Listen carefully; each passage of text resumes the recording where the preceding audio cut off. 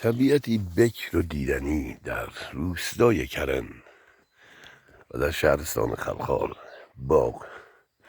باغات و باغچه های روستای کرن آنقدر زیبایی دارد که حتی بر وصف گفتنش هم آدم زبان قاصر است که انقدر جای زیبایی و مرتاحهای قشنگی دارد که نمیتوان برایش قیمتی گذاشت.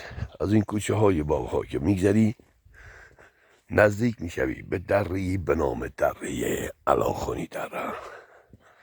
واقعا اینجا جایی هست فاخر از بهشت، واقعا بهشت جاودان در روستای کرن. روستایی که مملو از جوانهای مهربون و مردمان زحمتکش و کشاورزی دارد. اینجا روستای کرن در 45 کیلومتری شهرستان خلخال قرار دارد و با هوایی بسیار مطلوب و متنوع که اکثر برای بیماری آسم بهتر از هوای خوب و زیبا. همچنان این جایی را که میبینید درها و کوههای سبز و پر از صفا و میمنت دارد.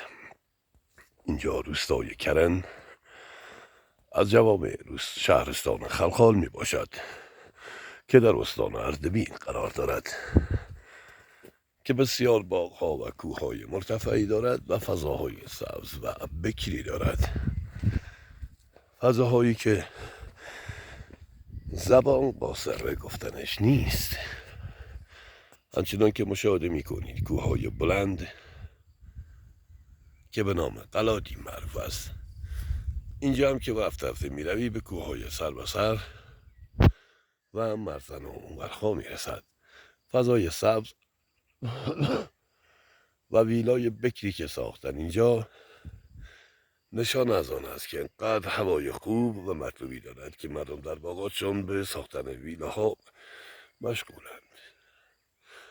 اگر خواستید به استان اردبیل بیایید حتما به روستای کرن هم سری بزنید که واقعا جای بکر و دبش و زیباست.